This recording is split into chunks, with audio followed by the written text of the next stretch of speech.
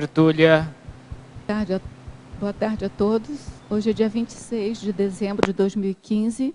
É um sábado, o verbete é de número 3.613, ele tem 5 páginas, 45 logias e... eu não coloquei a quantidade de máximos, espera aí. E 16 máximos. O tema é exemplarismo docente e foi elaborado segundo a especialidade teaticologia. Quem redigiu o verbete é o veteraníssimo Gabriel Lara. Gabriel Lara Weigert é graduado em psicologia, técnico em turismo, natural de Porto Alegre, Rio Grande do Sul, voluntário da Conscienciologia desde 2011, docente da Conscienciologia desde 2011 também, tenepsista desde março de 2014 e foi o nosso verbetógrafo de ontem, né?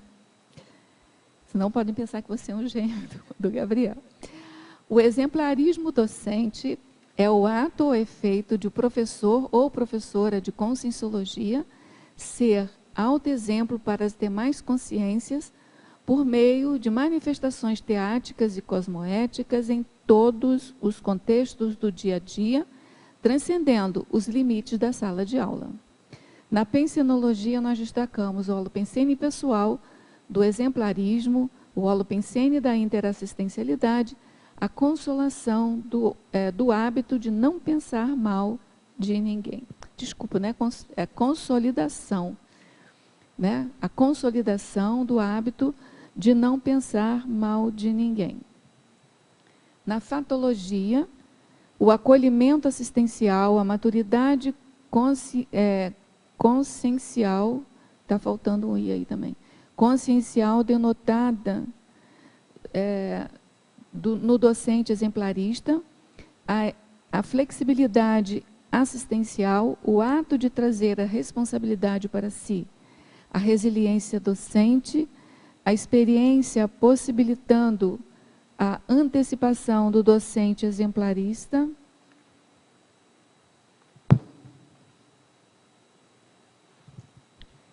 a constância pedagógica, a qualificação docente vitalícia, a ajuda do docente orientador na formação de novo professor através do exemplarismo, a mudança de patamar proposto pela docência conscienciológica, o pré-perdão assistencial para todas as consciências, a priorização da saúde consciencial, a docência conscienciológica enquanto oportunidade de assistência de ponta, repercutindo nas seriexes, o atendimento aos credores.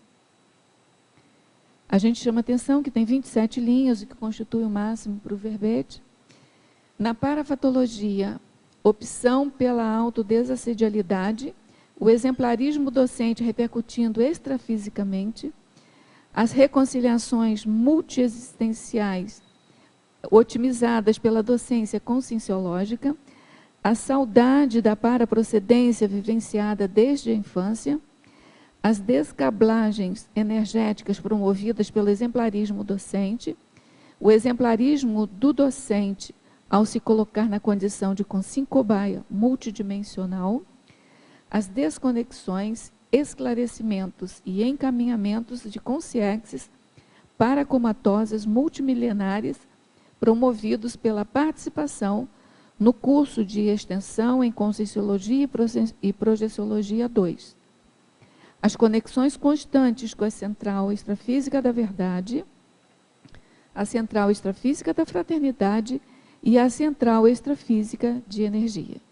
A gente chama atenção também que no detalhismo tem 11 máximos, o que dá um status assim, de bastante relevância ao detalhismo. E na remissiologia nós destacamos automediação anticonflitiva, autopacificação tenepsista, bastidores da aula de conscienciologia, desrepressão docente, princípio do exemplarismo pessoal. O exemplarismo docente inicia-se no micro-universo consciencial do professor, abrindo mão do ego pela autoanálise constante, contribuindo na formação de neolíderes interassistenciais. Você, como avalia a teática pessoal dentro das manifestações docentes? Já identificou as reciclagens necessárias para se tornar docente exemplarista? Na bibliografia específica, o autor contribui com 2 fontes de referência. Agora nós vamos ler a mega-análise elaborada pela equipe Enciclosapiens de mega-análise, que é composta por Ana Maria Rocha, Marilene Raganin e Socorro Frazão. Itinerância, ortopensenes, qualificação, pacificação, maturidade, flexibilidade, reconciliações, comprometimento, autodesassedialidade, interassistencialidade, parapedagogiofilia, autoqualificação, posicionamento, didaticocracia, equilíbrio, gratidão, TENEPS, teaticologia, evoluciologia e desassediologia. Gabriel, pergunta clássica, né? O que te levou a fazer esse verbete? E aquela minha pergunta clássica também. Os bastidores do verbete, se caíram fichas, o que aconteceu nos bastidores do verbete, da escrita, né, do verbete? Boa tarde a todos e todas novamente. Uma satisfação estar aqui. Sempre gratificante poder apresentar verbetes que mexem muito com o micro-universo da consciência, né? Então, na realidade, a docência, desde que eu comecei a voluntariar em 2011, para mim sempre foi uma coisa muito... É como se da minha paragenética já tivesse encrunhado essa parte da docência. Então, eu já comecei em 2011 mesmo com o processo da docência, e o pessoal sempre falou que eu que eu sempre me coloquei em novos desafios nessa parte da docência. Então, aí, mal comecei a dar aula, fui dar palestra, aí depois PO, ECP1, assim por diante. E o que me chamou a atenção foi que o pessoal falava muito dessa questão da TENEPS. Pô, Gabriel, não vai começar a TENEPS? E eu sabia que para mim era uma coisa mais distante, porque eu tinha que calçar algumas coisas na minha vida para depois iniciar a TENEPS, e sabia que a docência estava me dando muito estofo para quando começasse a TENEPS. Por que eu estou falando de TENEPS? Porque a ideia do verbete surgiu na TENEPS. Eu estava fazendo a TENEPS, aí veio o nome exemplarismo docente. Aí eu anotei e já comecei a ter as percepções, comecei a ver como é que era esse contexto do exemplarismo docente e tudo mais. E nos bastidores em si, eu não vivenciei muita coisa, assim, eu só reforçava o exemplarismo docente. Mas teve uma situação em que uma determinada pessoa foi me dar um contra em alguma coisa que eu estava fazendo. Falar mal pelas costas, parte de voluntariado. E ela foi lá me queimar, querer me puxar o tapete. E o que foi interessante é que as pessoas que foram ouvir isso aí, que era uma coisa bem importante que ela estava falando, falaram, não, o Gabriel é exemplarista. O Gabriel na docência é exemplarista. Então, isso que você está falando não tem muito sentido. Então, isso que eu achei interessante, que eu já estava escrevendo o verbete, apareceu essa situação, e aí ocorreu esse fato. Mas, não tive nada, assim, a pessoa, tudo certo, eu pensei assim, aí veio muito na TENEPS. Voluntariado e docência nada mais são do que oportunidades de reconciliações. Então tem que abençoar todo mundo mesmo e está tudo certo. Mas a gente não precisa ficar falando as coisas. As coisas vão aparecendo naturalmente, se você é exemplo mesmo, né?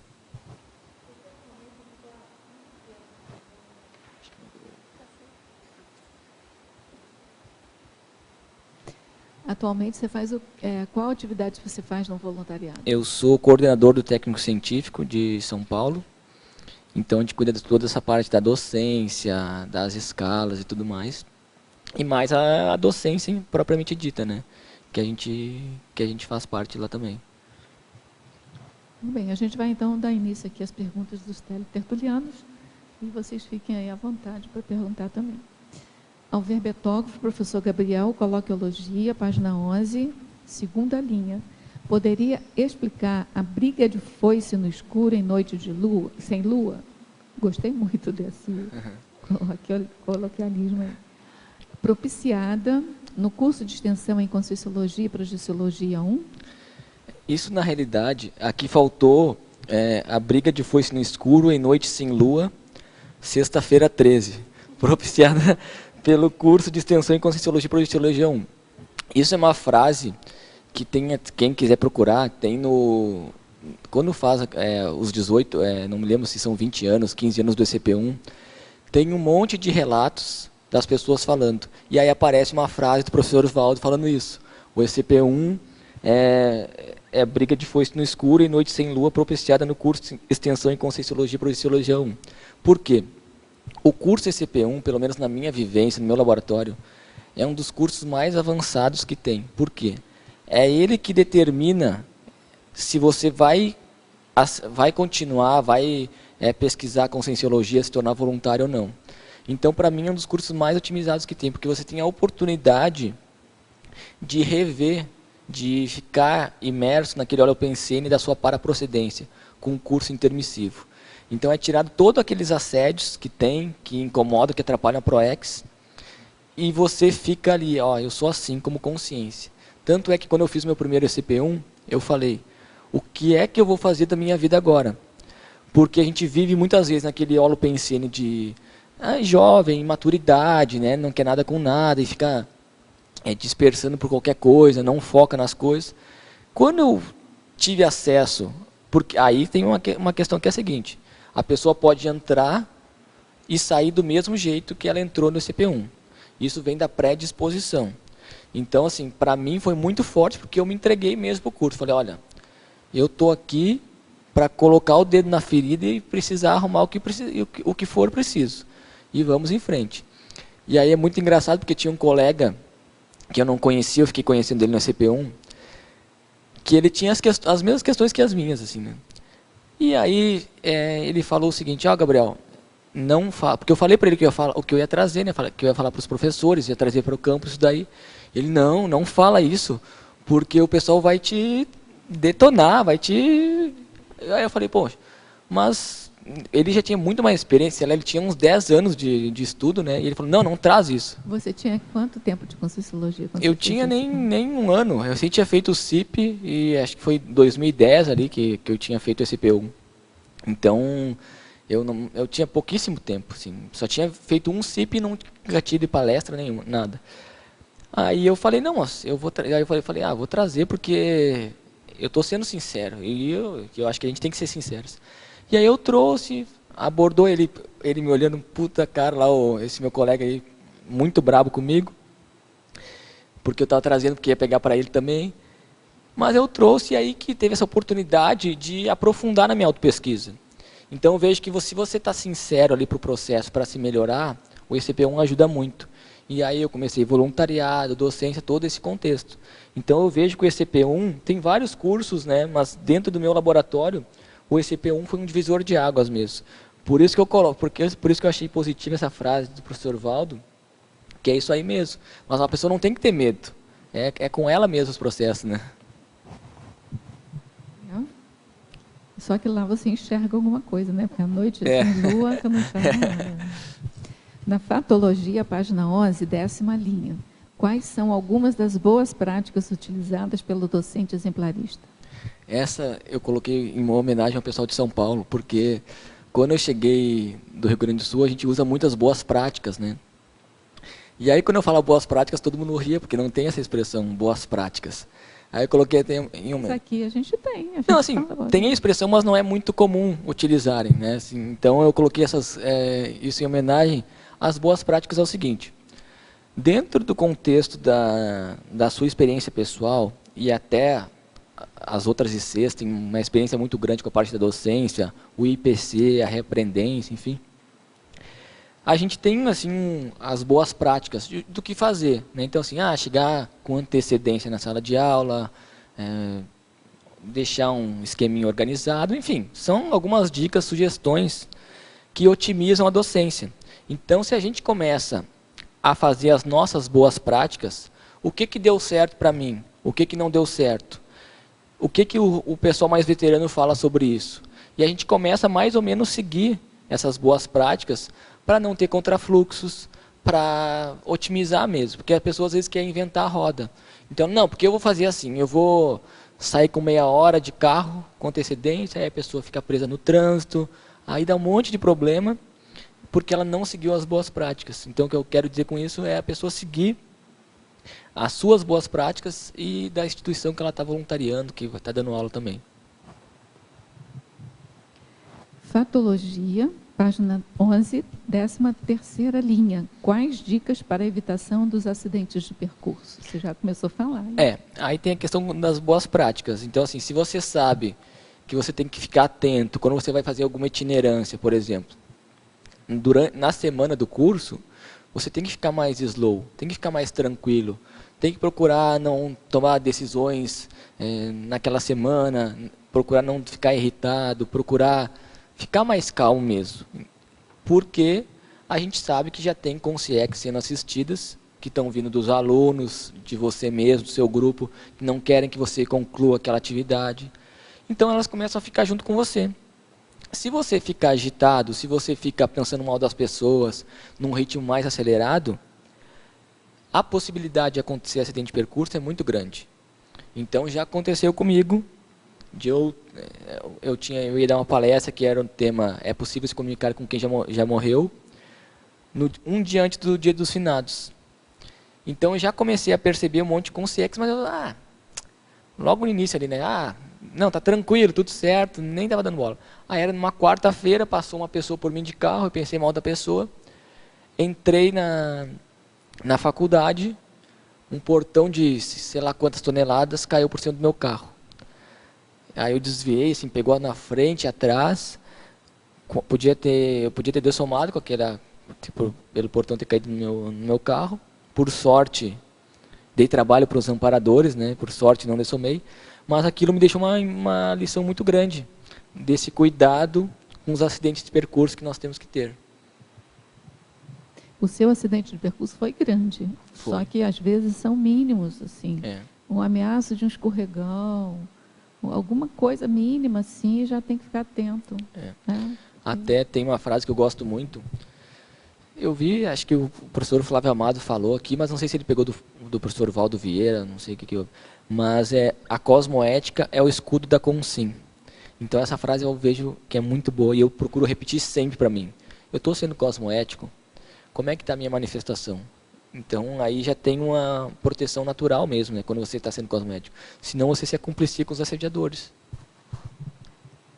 Mas a gente tem um exemplo aqui, uma época que, assim, que o professor Valdo sempre falava, que às vezes você na assistência, você está bem, está de cosmoético, mas às vezes na assistência, para você capturar o assistido, você tem que abrir um pouco a guarda.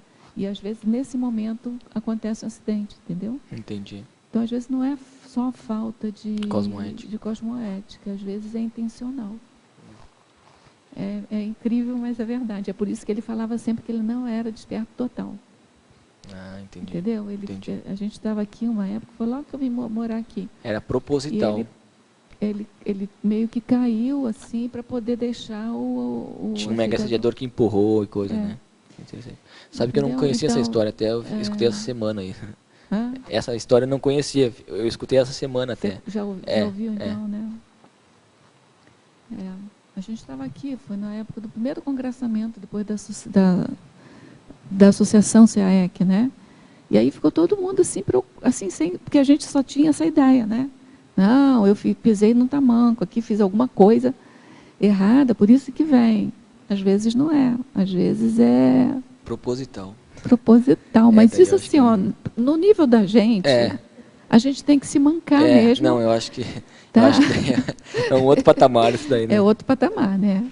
Mas assim, teoricamente é possível, porque a gente presenciou aqui. Sim. Entendeu? Então, muitas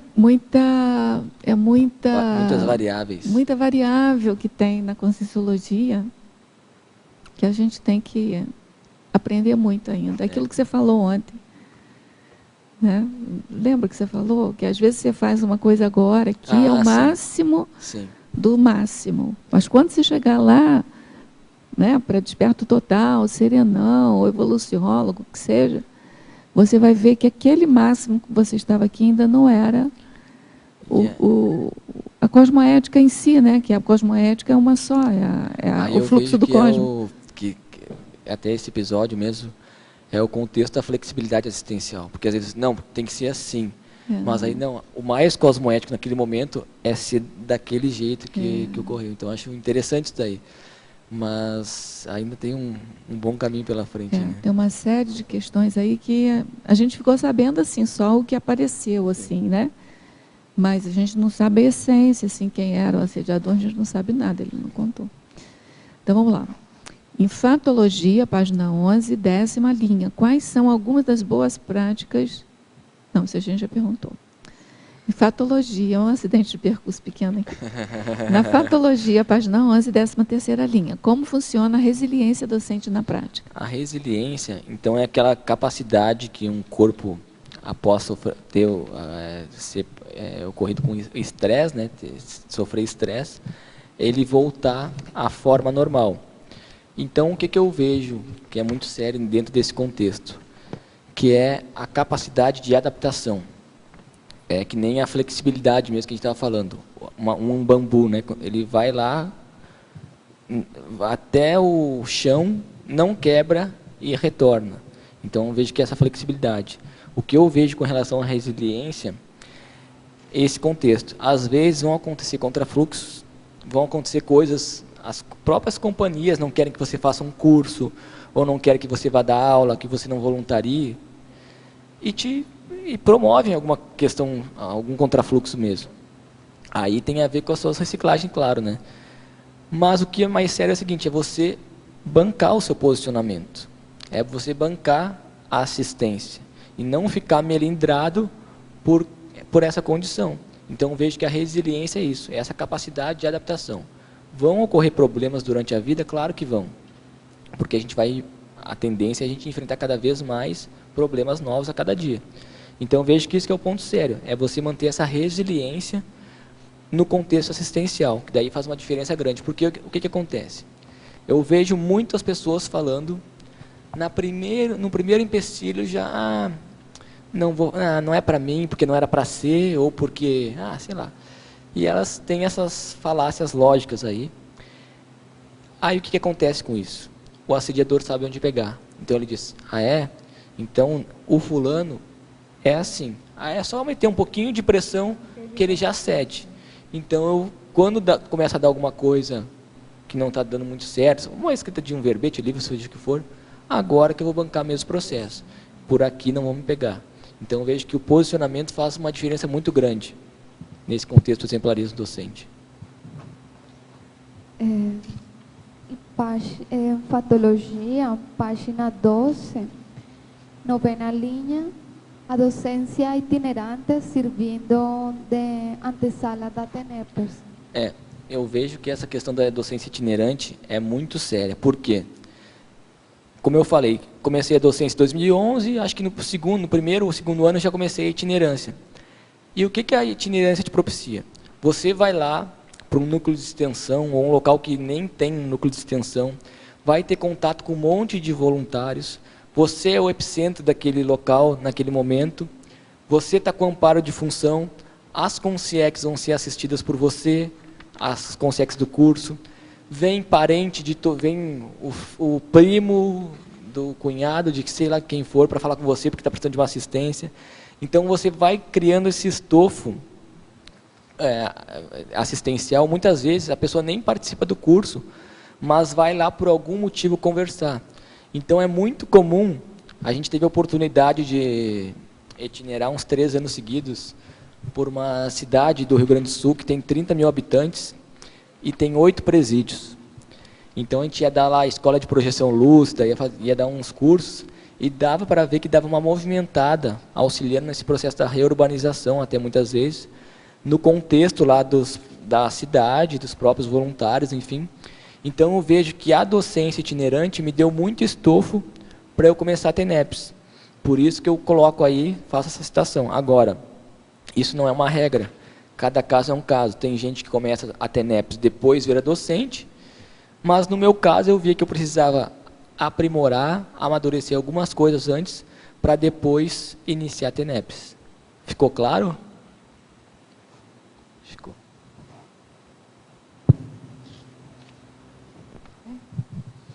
Professor Gabriel, poderia fazer um cotejo entre a coloquiologia, página 11, e o tema do verbete? Pelo que eu entendi, são todos os coloquialismos.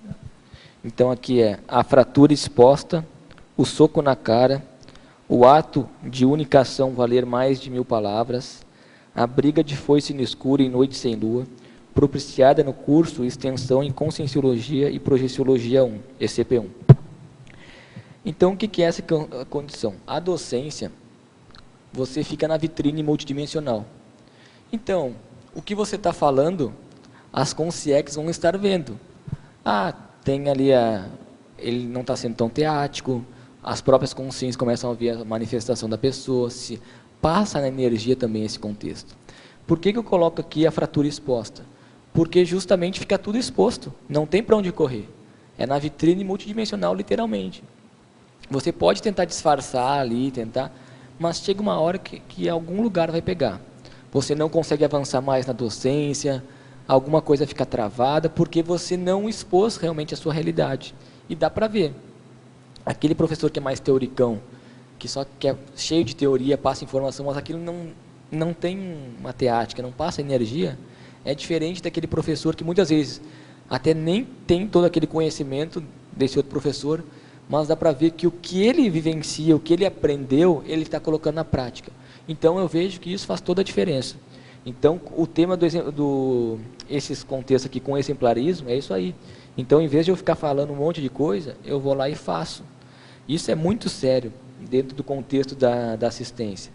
Até trazendo um exemplo, quando o pessoal foi lá na instituição, há uns 3 anos atrás, falando que o professor Valdo estava falando essa questão que tinha vindo um amparador, falar com ele, e que era para escrever verbete, contexto da dispersidade em 3 anos, tudo que lá o pessoal foi falar, o pessoal da Unicim foi falar.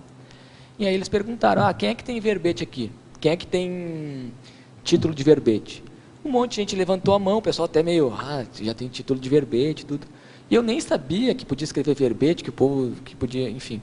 E aí eu levantei a mão e perguntei, como é que eu faço para escrever um verbete? Aí o pessoal me passou o endereço, tudo certinho. Eu falei, vou escrever um verbete. Aí deu 2 dias, eu estava lá fazendo trabalho energético e já veio o tema, desrepressão docente. Então, contato com amparo, é a questão do posicionamento.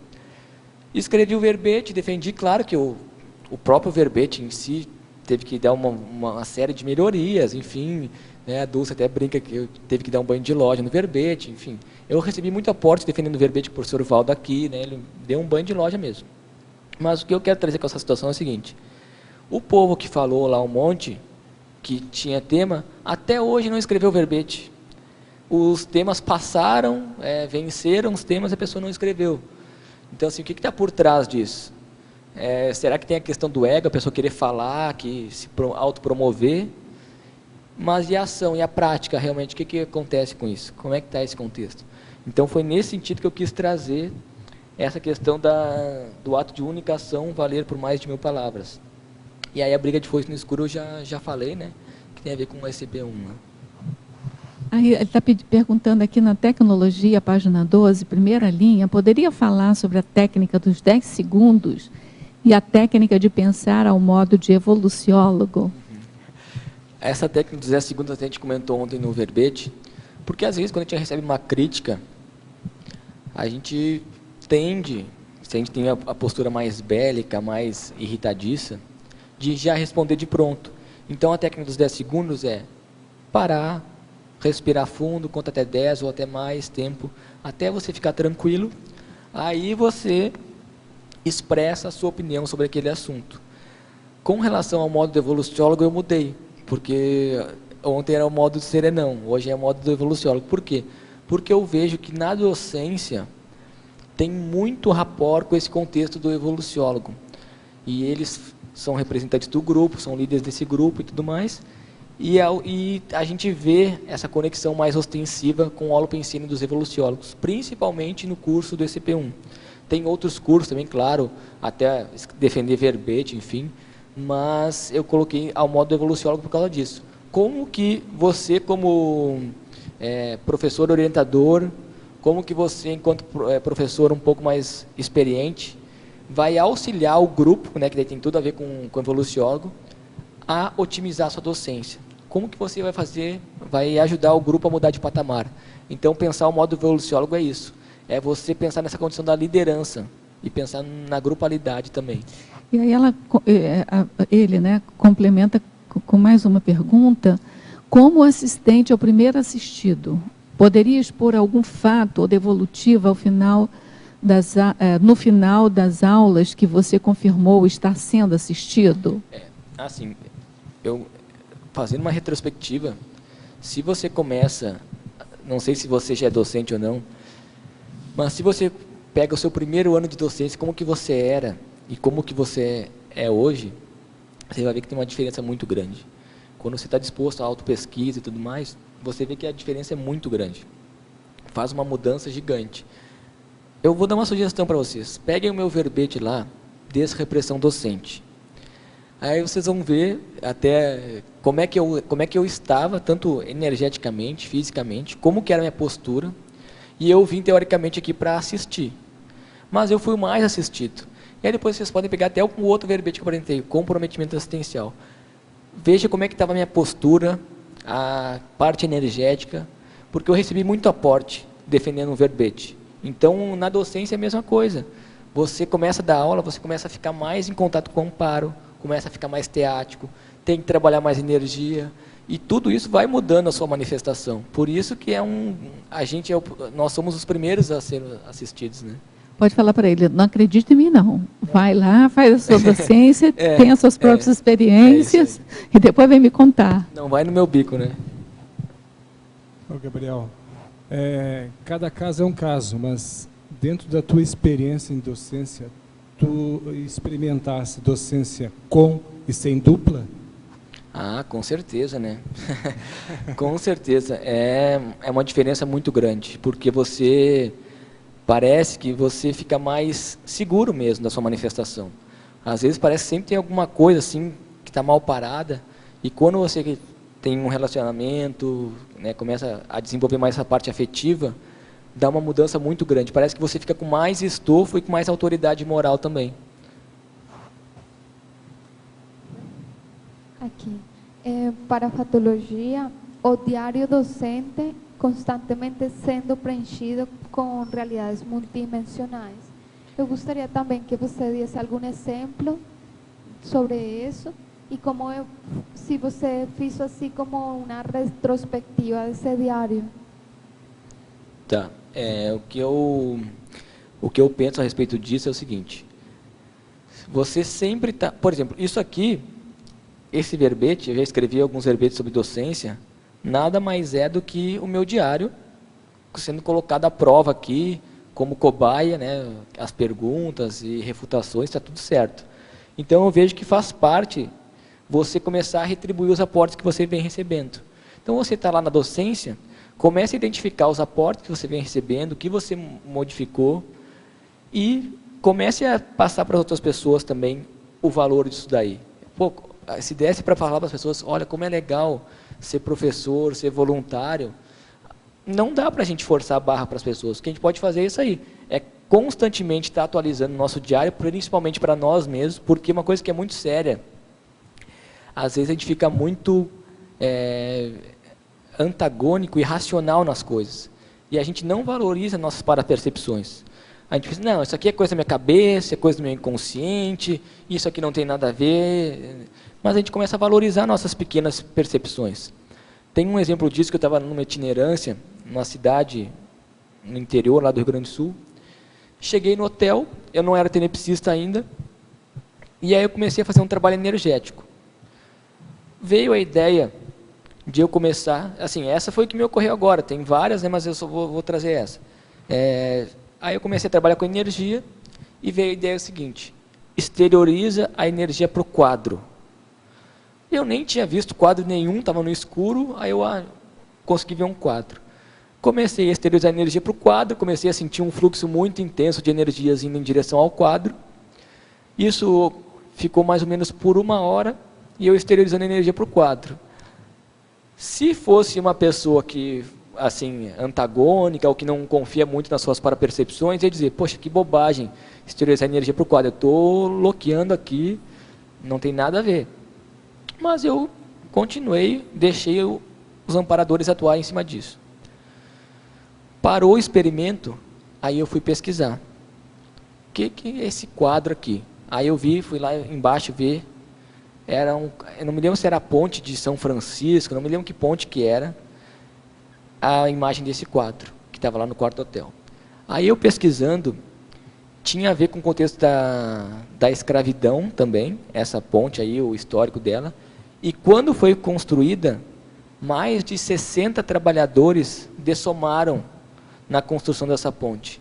Ou seja, olha a assistência que foi feita, e se eu tivesse antagônico, se eu não levasse em consideração as minhas percepções, meu diário, não teria sido feita assistência. Então eu vejo que a gente ficar disponível para os amparadores atuarem mais forte, auxilia muito na assistência. Por isso a importância do seu diário.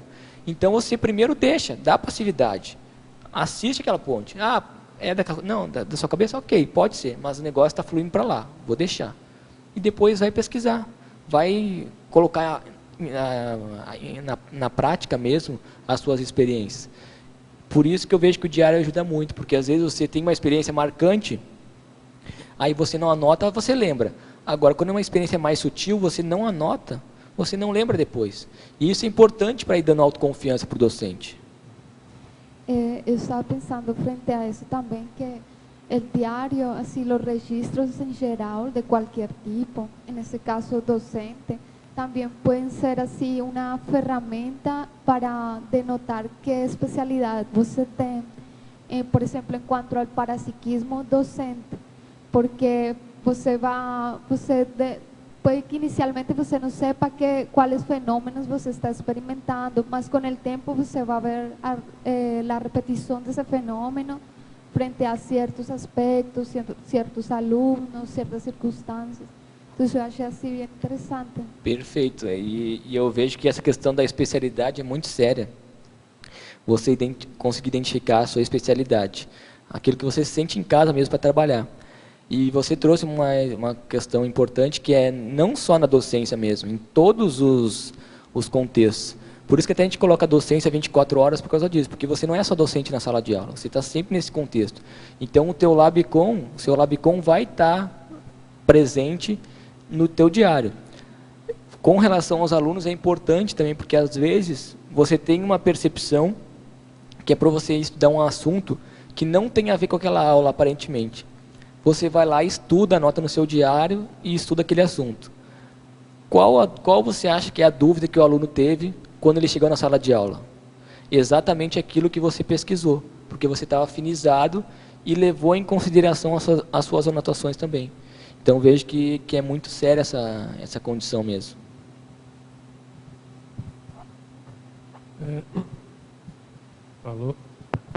Alô? É o seguinte, eu pelo menos estou acostumado com tertúlia, ciclo mental somático e outras coisas mais, onde há um debate amplo, né?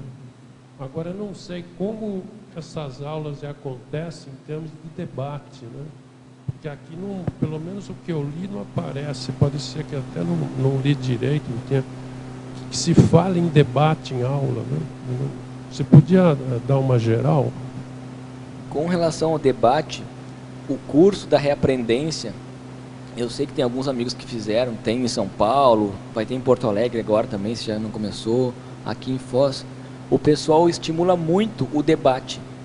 Então, nas próprias aulas, na preparação, eles começam, tá, mas e isso? E começam a trazer essa vivência que muitas vezes a gente vai ter que ver no dia a dia na sala de aula. Então, tem esse debate. Agora, o pessoal da Juriscons também tem a questão mediação de conflitos e outros assuntos também que eles elaboram, que eles trabalham, que tem essa questão do debate.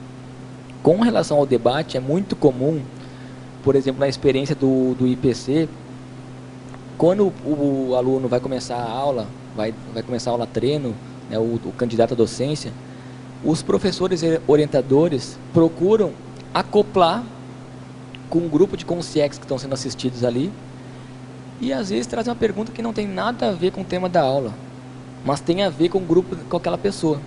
E aí começa o debate. A pessoa fala, ela expõe o que é, o que não é. Agora, assim, é mais uma coisa mais pontual. Os alunos em sala de aula também gostam de debater bastante. Ah, mas por que essa coisa? Ou não concordam, ou tem um outro ponto de vista. Então é válido o debate, porque a gente diz, não acredite em nada, tenha suas experiências. Mas aí primeiro contra que o aluno vai dar, a gente já fica, ou ele quer debater, a gente já dá o contra nele, aí eu vejo que não é por aí. Eu vejo que estimular o debate é muito importante. Mas realmente, a gente pode trabalhar mais em cima disso, nessa parte da docência. Então, eu não sei se é mais ou menos por aí que você estava pensando, ou se tem mais alguma sugestão. Também a questão da admiração, discordância. Agora, mesmo quando há um debate, vamos dizer assim, assediado por parte do outro, pode haver, né? Existe uma espécie de contornação disso, sei lá, estou perguntando, né? Deve haver mais ou menos uma questão de uma consciencioterapia na hora, mais ou menos isso. O que você acha? Né? Só estou colocando e também como pergunta. Né? Eu vejo que em cima do lance, essa sua colocação, porque o que pega muitas vezes é o egão das pessoas. As pessoas estão num debate, então são altamente qualificadas, estudiosas, conscienciólogos de muito tempo, veteranos, mas deixam o ego aflorar, deixam o orgulho aflorar. Então, ao invés de procurar utilizar o binômio de admiração e discordância, que você falou, vai na ideia e não na pessoa, elas trazem e querem trazer a sua ideia a qualquer custo, um contexto até meio dogmático. Então, realmente, a gente respeitar a opinião do outro. O outro lá falou, porque não sei o que, olha, não concordo com a sua opinião, mas está tudo certo. Acho que é válido a gente debater sobre isso. Não, isso é bobagem, já quer xingar a pessoa, o que é isso? Já passou esse tempo. Então, uma coisa que eu vejo que é importante é o seguinte, quando alguma pessoa fala alguma coisa para você e você não gosta, pode ser num círculo mental somático, numa tertúlia, o que for, você traz a reflexão seguinte, o que tem nele ou nela que reflete em mim que eu não gosto? Porque o outro funciona como um espelho. Se te incomodou, é porque tem alguma coisa que você tem que trabalhar em você que você não está trabalhando. Aí, o povo, que é muitas vezes melindrado, não procura trabalhar em cima disso e acha que a culpa é do outro. E aí já quer dar o contra no outro, já quer fazer a cariação e um monte de coisa. Assim, claro que tem algumas situações que são válidas mesmo. Agora, o problema não é da pessoa, o problema é dela. E aí a pessoa não quer procurar consciência terapia, não quer procurar outros cursos, porque isso eu vejo que é um grande, fugiu a palavra assim, é o grande gargalo do docente, isso a gente pode englobar para toda a CCCI, que é a pessoa não abrir mão. Então se ela atinge um status docente, atinge uma condição um pouco melhor, ela acha que ela é aquilo. Então ela não vê como consciência que é muito maior que aquele contexto. E aí ela tem receio de procurar uma ajuda, uma consciência terapia, justamente por isso, porque ela, como que eu vou procurar ajuda, sendo que eu que estou aqui ajudando todo mundo? Mas se a gente vê que a gente está todo mundo interligado, que uns ajudam os outros, a gente abre mão do ego e vai lá e faz mesmo, porque eu vejo que o verdadeiro exemplarismo é você falar assim, olha, tenho esses problemas sim, vou procurar melhorar, e está tudo certo.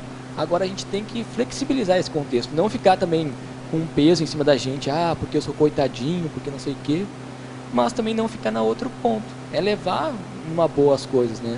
Então eu vejo que isso aí é uma condição muito interessante, que é o seguinte, quando a gente começa a estudar conscienciologia, vem muito a cobrança familiar. Então meu pai falava muito para mim, falou algumas vezes, poxa Gabriel, eu não me lembro direito como é que era, mas sei lá, fazer alguma coisa errada, o que fazer? Poxa, isso que estuda conscienciologia, hein? É isso que vocês aprendem naqueles teus cursos lá que ele falava. Aí eu falei, pai, imagina se eu não fizesse os cursos. Aí ele ficava louco comigo. Porque eu vejo que é isso aí. A gente tem que realmente saber que a gente tem imaturidades, não ficar compliciado com elas, mas saber que a gente está melhorando. Estamos em obras, mas ter essa predisposição de se melhorar, de ir em frente, de reciclar o que precisa. Eu vejo que isso que é o principal. Volto a falar aquela frase que eu falei ontem para o professor Valdo, no Manual do TENEPS. A rigor, só a falta de coragem é incurável. Então, vamos em frente. Ô Gabriel, Aqui, Antônio, parabéns pelo verbete, está muito bem feito e muito bom esse tema. É o seguinte, na página 12, em tecnologia, explica a técnica dos 10 segundos. Eu não conheço essa técnica. Perfeito. Essa técnica, a gente estava comentando bastante sobre ela ontem, é o seguinte, como a gente tem assim, muitas vezes o perfil mais bélico, orgulho, que a gente estava falando agora, a gente quer defender o nosso território, a nossa província, o nosso ego. Quando alguém fala alguma coisa que você não gosta, faz alguma heterocrítica que incomoda você, pode fazer aquela técnica do que tem nele ou nela que reflete em mim que eu não gosto, mas não dá a resposta prontamente, porque você está incomodado. Espera 10 segundos ou mais até você ficar acalmado, ficar calmo, e depois responde de maneira pacífica, tranquila, que foi falado, dominou a admiração e discordância. Isso não é pra gente fazer média com as pessoas e passar a mão na cabeça e dizer, não, tá tudo certo. Não. Mas a maneira que a gente vai colocar é que vai fazer uma diferença grande. Essa é a mesma técnica da contagem, né? Mais ou menos parecida. Isso. Questão da ponderação também. Obrigado. Isso aí. Isso aí. Muito bom. Aqui na página 12, detalhismo, sinergismologia. Aqui, sinergismo, teoria prática. Assim, me parece que na sua fala, você já tem uma empatia forte pelas pessoas, se dispor no lugar das pessoas. E foi essa empatia que trouxe para você muitas ideias de colocar em prática essas teorias que você já experimentou e conhece? Eu vejo que esse contexto da teática é o seguinte, nós vamos ter ali 1% de teoria e 99% de prática. Só que esse 1% de teoria é muito importante. A gente não vai falar, então só prática, eu só coloco isso daí e está tudo certo. Não, acho que é importante ter essa questão da teoria. Agora, com relação à empatia, eu vejo que é um trabalho constante. A gente está sempre aprendendo formas novas de como ser mais empático com as pessoas, como a gente fazer uma assistência melhor, também não se acompliciar com as pessoas, anticosmoeticamente. Então eu vejo que é um laboratório, você vai aprendendo. Então eu vejo que você tem que ter essa predisposição de querer realmente melhorar. Você não vai estar 100% certo em tudo, isso não tem nem a pretensão de ter essa ideia. Agora, o principal é você querer se melhorar a cada instante. Então, é com o feedback do colega, é alguma coisa que você passou um pouco da linha naquela assistência, ou em outro você ficou um pouco mais acuado, passou mais a mão na cabeça. Você tem que estar constantemente trabalhando em cima disso. E aí você vai se aperfeiçoando. Veja que não tem uma receita de bolo, e sim é essa questão da predisposição de ir em frente. É o que eu tenho para o momento, com erros e acertos, mas estou procurando melhorar. E aí você vai criando empatia. Uma coisa que ajuda muito essa questão do exemplarismo, que eu vejo assim, claro que não é todo o contexto, mas em alguns contextos, na sala de aula, por isso é importante você estar bem com a sua autopesquisa. Porque você pode trazer o seu laboratório e aquilo vai auxiliar no aluno a superar as crises dele. Porque daí vai dizer, poxa, ele está reclamando, está de mal com a vida, aí você fala alguma coisa que você fez no passado, seja o que for, a fim de assistir aquele aluno, aí ele vê, poxa, o Gabriel fez isso, uma coisa muito pior que a minha, e está aí. Então é sinal que eu posso também, porque às vezes a gente tem uma visão muito deturpada da gente, e a gente tem que ir daqui para frente. Então vejo que é mais ou menos por aí, não sei se ficou claro para vocês isso daí, se tem alguma outra sugestão. Pelo verbete. Então, você estava falando da questão do ego. Eu sou formada recente da reaprendência, né? E até para confirmar, em Porto Alegre já iniciou a turma lá. E tem mais 3 países agora que estão também no rumo da reaprendência. E então, eu fui fazer em função não praticamente para dar aula, né? A minha questão, assim, eu vi como uma forma de fazer uma reciclagem muito profunda. E porque a turma são de 12 alunos. E teve assim, olha, até a 5ª aula, o módulo, foi muito difícil para mim, sabe? Isso que eu não tinha a intenção de me expor tanto quanto eu imaginava que eu estaria exposta ali. E pegou muito ego. eu tenho medo de me expor ao público, não sei o quê, não vou dar aula em função disso. Eu pensava, né, comigo, né? Mas ali, assim, abrotou tudo, qual era realmente o traço que eu estava escondendo, né, e tal, e veio à tona. Então, para mim ajudou muito, assim, sabe? Eu hoje ainda não estou dando aula, mas eu estou, assim, dando curso, algumas coisinhas, assim, estou indo devagar, né, dentro do meu tempo. Mas eu recomendo, assim, para qualquer pessoa, assim, que queira fazer esse enfrentamento, é uma chapa quente direto, né? A repreendência, pelo menos, é um estilo, assim, de reeducação consciencial. Eu não conheço outro, sabe, no momento, né? Porque eu venho lá da história do IPC, lá do início, tudo, né? Então, para mim, a minha intraconsciencialidade, a partir dali, ela mudou muito, né? E eu tenho duas perguntas, aproveitando a deixa. Aqui na página 11, em fatologia, você fala, na terceira linha, de baixo para cima, a superação das posturas monárquicas, contribuindo para a assistência de consins e consciex. Poderia ampliar mais isso aí? O que eu vejo, Terezinha, é o seguinte. Com relação ao que você trouxe da reaprendência, é muito sério mesmo o estudo que o pessoal faz, a preparação que a reaprendência dá, porque eu tive a oportunidade de acompanhar o material e realmente é alto nível. Então, assim, tem outras ICs que tem a formação, o próprio IPC, que tem esse contexto, tem a prova, tem toda uma formação docente que também é de alto nível, mas eu vejo que realmente a reaprendência eu estou ficando muito feliz de ver os resultados. Eu tive até uma amiga que também foi por aí, ela entrou no curso porque o amigo falou e quando ela estava na chapa quente também da docência. Agora, pegando o gancho com a sua pergunta, é o seguinte, e eu me incluo com você nesse sentido também, porque nós estamos todos ligados. Abrir mão do ego para fazer assistência é uma coisa muito séria, porque a gente vem de muitas vidas da monarquia. Então a gente, porque como é que eu vou parecer para as pessoas? Eu vou estar praticamente nu no contexto multidimensional, porque vai aparecer as reciclagens que tem que fazer e tudo mais. Então a gente tem que abrir mão desse ego. E não tem que ficar pensando, porque eu vou fazer feio, porque eu não vou fazer o quê. A gente tem que largar o egoísmo e se doar para as outras pessoas. Porque você tem que pensar que um grupo é responsável, que você é responsável por um grupo. Você pode identificar, quando você começar a entrar em sala de aula aí, você vai ver o professor mais veterano dando aula, e aí vai ter um questionamento do aluno. Ele vai responder com toda aquela técnica, com toda aquela experiência dele, e o aluno, não entendi muito bem. Aí vem a Terezinha, primeiro curso, fala a mesma coisa que o professor veterano falou para aquele aluno, e o aluno, agora eu entendi o que é isso. Por quê? É a responsabilidade que nós temos pelo grupo. E essa questão das posturas monárquicas são isso, porque às vezes a gente acha que a gente só quer o status docente pelo status. Então porque eu sou professor disso, daquilo, simplesmente para alimentar o nosso ego. E não para fazer assistência, que é o mais importante. Você ali é só uma mini peça de um maxi-mecanismo. Quanto menos você interferir nesse processo, melhor.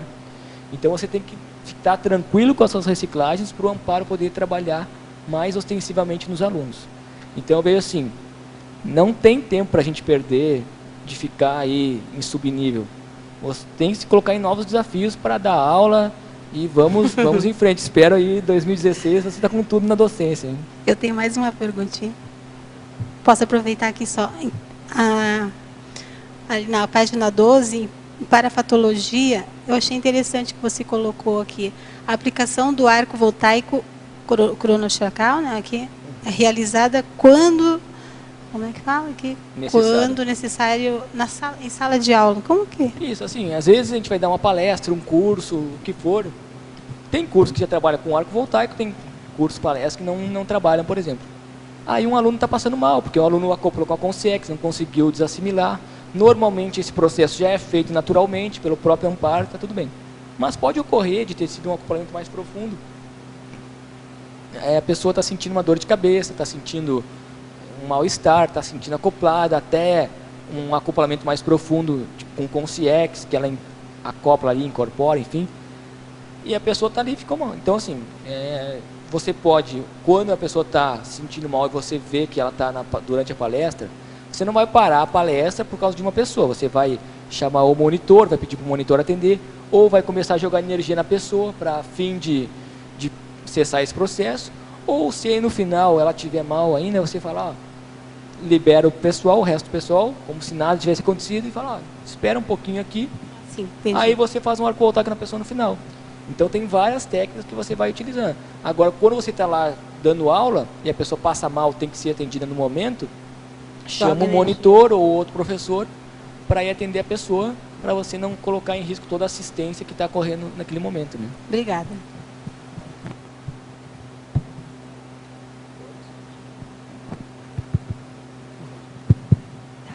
Boa tarde, Gabriel, parabéns aí pelo novo verbete, né? Eu gostaria que você comentasse, falasse mais alguma coisa sobre essa frase que está aqui na parafatologia, linha 7, a saudade da paraprocedência vivenciada desde a infância.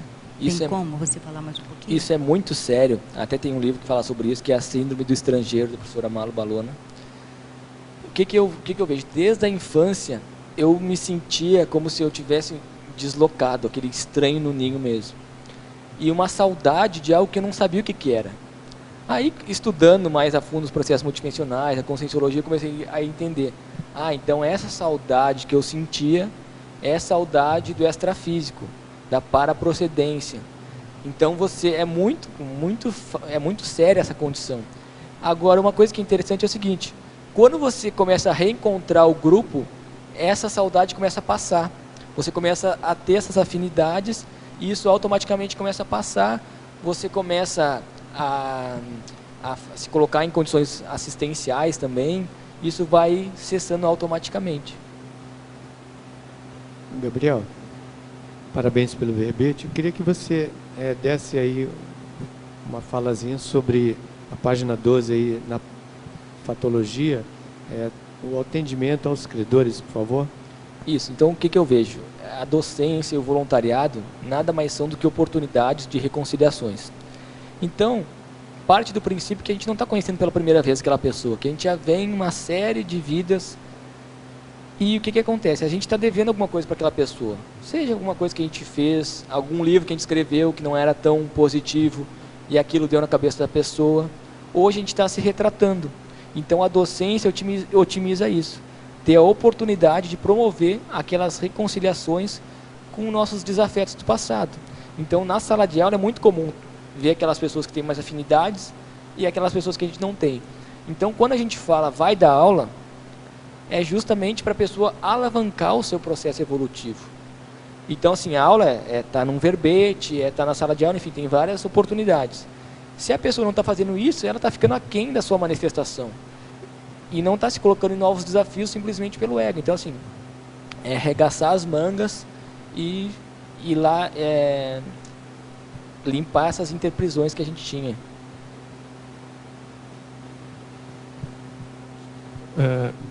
Gabriel, eu gostaria que você aprofundasse. Aí tem na página 11, na patologia, é a primeira que aparece aí na primeira linha, para você dar uma geral sobre o exemplarismo do docente, né? Como que você detalha isso, por favor? Bom, vou procurar ser mais breve no meu comentário, que a Rosa está me puxando a orelha já. Assim, ó, o que acontece? Eu vejo que desde o início eu sempre me coloquei em novos desafios. Eu nunca fiquei melindrado, porque isso é só para as pessoas mais veteranas. Eu sempre me coloquei em novos desafios, me posicionei. Um exemplo disso é o seguinte, eu queria ser professor orientador, não pelo status, mas sim pela oportunidade de assistência que eu teria. Aí eu cheguei lá no técnico científico, na época, e falei, olha, eu quero ser professor orientador. Aí o pessoal falou, Gabriel, mas você mal começou aí a palestra, já quer ser professor orientador? Eu falei, olha, eu quero, porque eu vejo que é uma oportunidade que eu tenho de assistir, de qualificar minha assistência. Aí a pessoa me falou, legal, começa já a se colocar na condição de professor orientador, de PO. E eu comecei a fazer isso. 15 dias depois teve um curso lá no IPC, que era epicentrismo docente, que era para promover a mudança de patamar da pessoa, seja na docência, o que for. E eu estava posicionado de que eu queria ser PO. E o pessoal, aí no final, os professores lá falaram, olha, Gabriel, você é muito novo, mas pelo seu empenho, pelo seu desempenho no curso, você está liberado para ser professor orientador. Então é isso que eu falo, você tem que ser exemplo. Verbete e tudo que for é se colocar em novos desafios, que automaticamente você vai melhorando, criando mais estofo e vai servindo de exemplo para outras pessoas. Você tem uma coisa boa que é o bom humor. Em Arlindo, ele tem uma coisa muito positiva que é o bom humor. Outro dia encontrei com ele ali no corredor, no caminho da lógica, e fiz uma heterocrítica sobre um verbete dele. Ele, assim, a reação dele é impressionante. Como é que ele aceitou bem, e a gente até brincou e riu, né? E você tem um bom humor, assim, que é isso que te ajuda muito também, né? Isso desassedia você e todo mundo que está em volta. Mas com certeza na aula dele ele tem bom humor. Mas veja o exemplo do professor Valdo, né? Tem um bom humor o tempo todo. Né? É o bom humor sadio, né, gente? Bom humor a gente pensa que é só fazer gracinha, não é isso, né? Até o Vasco estava falando essa semana, dizendo que essa questão do bom humor, professor Valdo, e a empatia dele também, que ele batia, ele estava batendo, assim, dando as devolutivas, batendo a pessoa, né, modo de falar, e a pessoa estava gostando de apanhar, assim, né, que bom e tal, porque justamente por isso, porque ele estava de maneira assistencial, acolhedora. Então eu vejo que realmente ele é a pessoa que a gente tem que se espelhar para aprender a fazer a assistência da maneira mais correta possível. Mas até chegar nesse contexto, leva um tempo grande. E o importante é cada um ver como é que é a sua manifestação, quais são os seus trafores, porque nenhuma pessoa é igual a outra. A gente pode usar como exemplo e tudo mais, mas é importante a gente ver para nós como é que funciona esse processo. Aí que eu vejo que vai fazer uma diferença grande, porque a gente é sincero, autêntico e assim por diante. Na fatologia, na linha 13, ali, a experiência possibilitando a antecipação do docente exemplarista. Algum exemplo? Aí eu vejo assim, que é a questão das boas práticas mesmo, porque muitas coisas, por mais que os docentes mais experientes te falem, você só vai vivenciar aquilo na prática mesmo. E aí você vai tendo a experiência e já vai antecipando muita coisa. Então tem que fazer isso aqui, a minha maneira de preparar a aula é sei lá quantos dias antes. Então você já vai se organizando com relação à sua experiência. Mas muita coisa você vai pegar com a experiência mesmo. Não tem outra maneira. Professor Gabriel, efeitologia, página 13, última linha. Poderia comentar e ampliar o efeito de sair de cima do muro? Porque muitas vezes as pessoas ficam naquela indecisão. Para onde é que eu vou? O que eu vou fazer? Será que vai dar certo? Será que não vai? E não se posicionam, não se decidem. Então eu vejo que sair de cima do muro é isso aí. É assumir a responsabilidade com a sua ProEx. O que eu estou querendo fazer, ou vou fazer, é cosmoético? Se na sua opinião é cosmoético, vá em frente, não fique perdendo tempo, porque o fulano vai dizer que tem que fazer o que não tem. Faça aquilo que você acha que tem que fazer, mas tome um partido, se posicione. Quanto ao primo pensene, como deve o docente posicionar-se na sua opinião? A questão assim, que tem muitos estudos ainda pela frente, tem muita coisa para ser descoberta, elaborada, mas vem na condição da teoria da evolução, a evolução das espécies. Agora, o que vem depois, o que não vem, aí tem que estudar, porque senão fica muito no contexto da imaginação. Aí o que eu falo normalmente quando as pessoas vêm com essa questão de primo pensene, hipótese de Deus e tudo mais, eu falo, olha pessoal, dentro do meu nível evolutivo, eu prefiro muito mais investir na minha saída fora do corpo, no trabalho com as energias, do que ficar elucubrando o que vem depois, se existe, se não existe, o que vem pela frente. Então eu prefiro muito mais colocar na prática isso que eu estou vivenciando, e não ficar imaginando coisas. Aí passa a responsabilidade para as pessoas, porque senão a gente fica querendo se defender, e aí fica uma coisa meio disfarçada muitas vezes. Então é passar a responsabilidade para a pessoa mesmo. A outra pergunta você já respondeu, que é sobre o arco voltaico, crânio chacral. Eu vou passar, porque a gente tem muita pergunta aqui.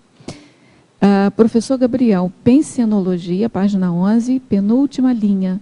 Poderia citar a sua experiência pessoal relacionada a consolidação do hábito de não pensar mal de ninguém? Isso. Então, assim, eu falei antes que eu tive os assistentes de percurso, e é uma constante, um constante trabalho não pensar mal de ninguém. Até ontem a gente falou sobre autodesassedialidade diária, que é justamente isso. A gente se predispor a pensar coisas positivas das outras pessoas. Não é que eu não vou pensar mal da ideia, pensar mal da pessoa, e sim na ideia. Pensar mal da ideia da pessoa. Então, o que eu gosto de fazer é o seguinte: quando, vamos supor que eu pense alguma coisa mal da Rosa, tem que pegar como cobaia aqui, tá, Rosa? Você está na condição de cobaia mesmo, né? Eu penso alguma coisa mal da Rosa. Vem alguma coisa na cabeça, muitas vezes é os assediadores dela, os assediadores que querem entrar, se acompliciar comigo, ficam fazendo eu pensar mal dela. Eu sempre procuro ver um trafora dela. Mas ela é assim, mas ela é assada, ela tem isso aqui de bom. Então eu procuro ver o lado bom da coisa. Quando alguém vem falar mal de alguém para mim, eu já procuro cortar, para ser o desmancha-roda de assediador mesmo, não ficar alimentando aquele holopensene, aquela questão. Se eu tiver que falar alguma coisa, eu vou falar para a pessoa: olha, fulano, eu penso que você pode fazer assim, e essa postura eu não gostei que você fez, pode melhorar aqui, na minha opinião, agora vá refletir. E nas costas da pessoa, eu sempre vou falar bem. Então, eu sempre vou procurar trazer alguma qualidade para ela. Porque daí você não se acomplicia com os assediadores. Mas é um constante aprendizado isso daí. Não posso dizer que não tem. Às vezes pensa, sim, aí tem que ver se é assediador, o que está por trás disso daí. Eu acho só da gente se autoconscientizar que pensar mal dos outros já é fazer o mal para os outros, a gente já melhora um pouco isso, né? A outra pergunta aqui é na Fatologia, página 12, quinta linha. Poderia discorrer a respeito do ato de deixar de pedir para si? Aquela questão que a gente começa a analisar o seguinte: quando a gente começa a fazer, a gente acessa a conscienciologia e tudo mais, a gente tem muitas manifestações egóicas, fica pedindo muito para nós, porque eu quero isso, porque é o meu jeito de falar. Tem muito a ver com o que o Arlindo estava falando, relacionado à questão dos debates, que a pessoa quer só a vez dela, a opinião dela, ela só pede para si. E ela não... que legal que o outro que trouxe uma ideia bacana para a gente aprofundar. E aí eu vejo que essa questão de pedir para si é você abrir mão do ego. Você não ficar pedindo para si e começar a ver o que é melhor para todos, em prol dos outros. Tem um verbete muito bom para a pessoa aprofundar, que é o Assistência Sem Retorno, do professor Valdo, que esse verbete eu acho que é uma aula de assistência. Então, quem quiser aprofundar com relação a isso, pode ver esse verbete aí. Em parafatologia... Só um parênteses aí em relação a isso, vou falar rápido. Também cabe muito ao papel do professor fazer esse papel de mediador, né? Porque às vezes a gente vê que há esse debate da competição, na emulação. Eu acho que às vezes o professor tem que estar atento a isso para ele mediar, ele conciliar, porque o debate, como o professor Arlindo colocou, é muito importante. Mas às vezes o professor não se dá conta da importância dele ser um conciliador e ele gerar essa diversidade de ideias, né? Hoje, com esse negócio de rede social, a gente vê muitos debates destrutivos, né?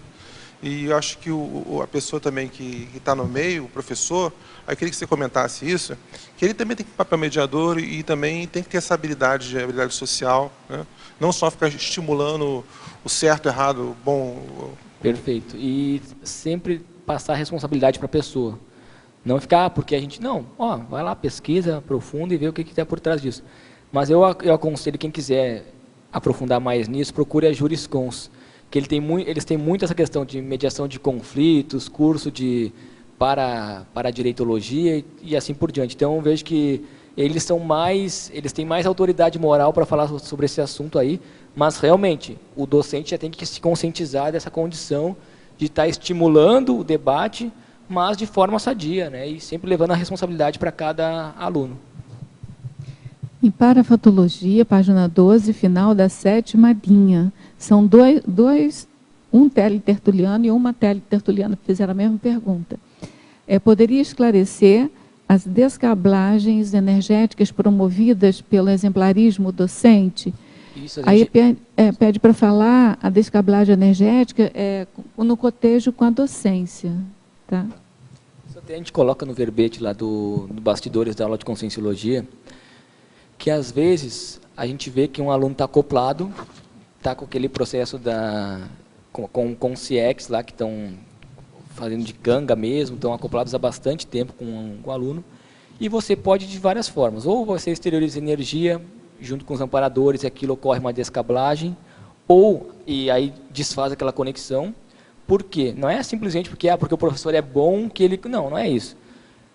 O grau de profundidade na autopesquisa do aluno foi tão grande e ele começou a aflorar aquele sentimento de, opa, peraí, tem alguma coisa errada, quero melhorar, estou a fim de, que nem a gente fala no SCP-1, estou a fim de mudar de patamar, estou a fim de assumir a ProEx. Começa a aflorar isso tão grande que aí os amparadores conseguem fazer o vínculo e cortar essas conexões patológicas. E o exemplarismo docente ajuda muito por isso. Por quê? Porque você cria o ambiente empático, cria um ambiente que a pessoa se sinta acolhida para os amparadores poderem atuar dessa forma. Senão você não consegue, fica um repressivo, né? Então vejo que isso que é o principal. Em mitologia, página 13, gostaria que relacionasse o mito de os cursos salvarem a consciência. Isso é muito sério pelo seguinte, as pessoas de várias ICs e as próprias pessoas que vão fazer cursos têm a ideia de que se a pessoa não fizer o curso, está perdido, não tem mais ProEx. A gente sabe, claro, que eu só quis trazer esse mito porque assim, a gente sabe que tem outro lado, que realmente pega assédio, quando a pessoa vai fazer um curso e se posiciona, realmente pega assédio, tem contrafluxo, um monte de coisa acontece para a pessoa não poder fazer o curso. Mas o que eu estou falando é o seguinte, às vezes a pessoa já fez um monte de curso e talvez, aí tem que avaliar cada caso, o mais cosmoético, o prioritário naquele momento não é para a pessoa fazer aquele curso, porque às vezes a pessoa está endividada, ela está com uma dívida de cursos, ela está assim, e aqui, naquele momento não é para fazer curso, ela organizar a vida financeira dela e não criar mais uma dívida. Mas as pessoas falam, não, porque você tem que fazer o curso, que daí você vai melhorar, vai ficar salvo. Não estou dizendo que não tem isso daí, você melhora sim, com certeza. Mas eu estou dizendo que é para avaliar cada caso e as pessoas ficarem tranquilas, que se é o momento da pessoa não fazer o curso, está tudo certo, às vezes é o mais cosmoético mesmo. Uhum. E tem aquela questão, né? Às vezes a gente faz o mecanismo de defesa da fuga, de assistir o curso, quando na verdade o que a gente precisa de fazer mesmo é arregaçar a manga e fazer reciclagem. Perfeito. Não é? Aí é mais fácil você assistir um curso, porque fica lá naquele ambiente maravilhoso, super saudável, você vira uma estrela, né, reluzente ali, depois vira abóbora.